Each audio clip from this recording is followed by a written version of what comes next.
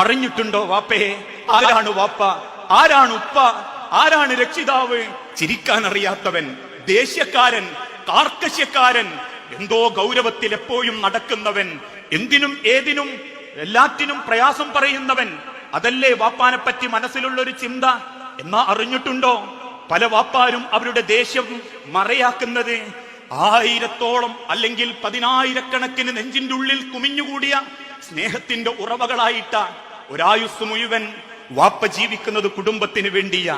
നിങ്ങൾ ഈ അനുഭവിക്കുന്ന തണൽ അത് വാപ്പാന്റെ ചോരയാ, വാപ്പാന്റെ നീരാ. കാരണം നിങ്ങൾ ഉടുത്ത വസ്ത്രം മുതൽ ഇന്ന് നേരം വെളുത്തപ്പം വീട്ടിൽ നിന്ന് കഴിച്ച ഭക്ഷണം വരെ ആരുടെയോ പറമ്പിൽ, ആരുടെയോ ചൊൽപ്പടിയിൽ എന്തൊക്കെയോ ത്യാഗം സഹിച്ച് നിങ്ങൾക്ക് വേണ്ടി അധ്വാനിക്കുന്ന വാപ്പാന്റെ ചോരയാ. അതുകൊണ്ടാ പലരും മനസ്സിലാക്കാറുള്ളത് ഗ്രന്ഥം അതല്ലെങ്കിൽ കുടുംബത്തിന്റെ ഭാരം ചുമക്കുന്ന ഒരു കഴുത, ചിരിക്കാൻ അറിയാത്തവൻ അല്ലെങ്കിൽ പുഞ്ചിരിക്കാൻ അറിയാത്തവൻ. ആ രീതിയിൽ നിന്ന് നമ്മളെ ഉമ്മാനെയും വാപ്പാനെയും തിരിച്ചറിയാൻ പറ്റണം. അറിഞ്ഞിട്ടുണ്ടോ വാപ്പാനെ നിങ്ങൾ? ഞാൻ അറിഞ്ഞിട്ടുണ്ട്. വിദേശ രാജ്യത്ത് പോകുമ്പോ ചുട്ടുപഴുത്ത മരുഭൂമിയിൽ 1.5 മണിക്കൂറോ 2 മണിക്കൂറോ ഉറങ്ങാൻ മാത്രം അവസരം കിട്ടി.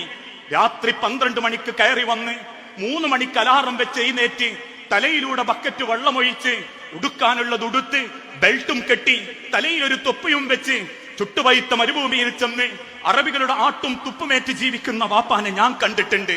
പകലന്തിയോളം തെരുവോരങ്ങളിൽ കച്ചവടം നടത്തി വിറ്റുപോയ സാധനം തിരിച്ചു വന്നപ്പോ തലേന്ന് വിറ്റതിന്റെ പണം ഉപയോഗിച്ച് മക്കൾക്ക് സ്കൂൾ ഫീസും ബസ് ഫീസും കൊടുത്ത് പിറ്റേന്ന് തിരിച്ചു വന്ന സാധനത്തിന് എന്ത് തിരിച്ചു കൊടുക്കുമെന്ന് തിരിച്ചറിയാതെ നിസ്സഹായതയിൽ നെഞ്ചുപൊടിയുന്ന കണ്ണു നിറയുന്ന വാപ്പാരെ ഞാൻ കണ്ടിട്ടുണ്ട്. പാതയോരങ്ങളിൽ അല്ലെങ്കിൽ വയലുകളിൽ പകലന്തിയോളം ചുട്ടുപഴുത്ത സൂര്യന് താഴെ ചൂടെടുത്ത് ത്യാഗം സഹിച്ച് വൈകുന്നേരം മുതലാളി കൊടുക്കുന്ന പണവും വാങ്ങി തന്റെ അരയിൽ തിരികെ തെരുവിലേക്ക് വന്ന് മീനും വാങ്ങി ആവശ്യമുള്ള സാധനങ്ങൾ ഭാണ്ഡത്തിലുമെടുത്ത് വീട്ടിലേക്ക് തിരിച്ചു വരുമ്പോ ഉറങ്ങിപ്പോയ മക്കളുടെ കട്ടിലിന്റെ അരികിലേക്ക് ചെന്ന് ആ കാലൊന്ന് പിടിച്ച് തടവി എന്റെ മക്കൾ എന്തെങ്കിലും തിന്നിട്ടാണോ ഉറങ്ങിയത് എന്ന് ചോദിച്ചുറപ്പ് വരുത്തുന്ന ഒരു വാപ്പാന്റെ നെഞ്ചുരുകൽ, ഒരു വാപ്പാന്റെ കണ്ണുനീര്, അത് തിരിച്ചറിയണം മക്കളെ. ആ തിരിച്ചറിവാണ് നമ്മൾ ഈ സമൂഹത്തോടും കുടുംബത്തോടും ചെയ്യുന്ന ഏറ്റവും വലിയ ബോധം. അതുകൊണ്ട് തന്നെയാ പലപ്പോഴും വാപ്പാര് കാർക്കശ്യക്കാരാകുന്നത്. പേടിയാണ് അവർക്ക്. ഒന്ന് ചിരിച്ചാൽ കുടുംബം കൈവിട്ടു പോകുമോ, ഒന്ന് ആമർത്തി സന്തോഷിച്ചാൽ കുടുംബം ഇല്ലാതായി പോകുമോ എന്ന്. അവരുടെ സങ്കടവും അവരുടെ നൊമ്പരങ്ങളും ഉള്ളിലൊതുക്കി അവര് ദേഷ്യക്കാരാവുന്നത് നമ്മളെ സ്നേഹിക്കുന്നത് കൊണ്ടാ. കാരണം വാപ്പ കൊണ്ട് വെയിലാ നമ്മളെ തണല്, വാപ്പാന്റെ ചോരയാ നമ്മളെ തണല്, വാപ്പാന്റെ നീരാ നമ്മളെ ഭക്ഷണം. ഇന്നും എനിക്കും നിങ്ങൾക്കും പറയാനുള്ളതെല്ലാം ഒരായുസ് മുഴുവൻ പരാതിയില്ലാതെ പരിഭവങ്ങളില്ലാതെ കുടുംബത്തിന് വേണ്ടി ചോര നീരാക്കിയ വാപ്പാന്റെ കണക്ക.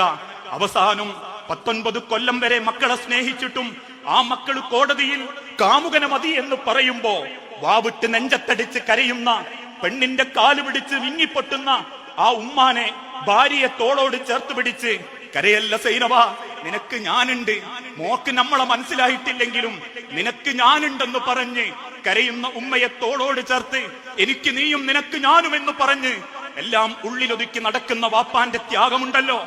ആ ത്യാഗത്തിന് നമ്മളിട്ട പേരാ കാർക്കശ്യക്കാരൻ, ദേഷ്യക്കാരൻ, ചിരിക്കാൻ അറിയാത്തവനെന്ന്. പക്ഷേ ആ ദേഷ്യത്തിന്റെ പിന്നിൽ ഒരു ജീവിതം കൊണ്ട് മക്കളെ സ്നേഹിക്കുന്ന കണക്കുണ്ട്.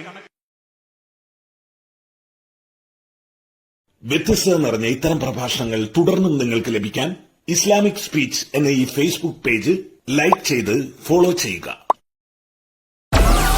Download Moj.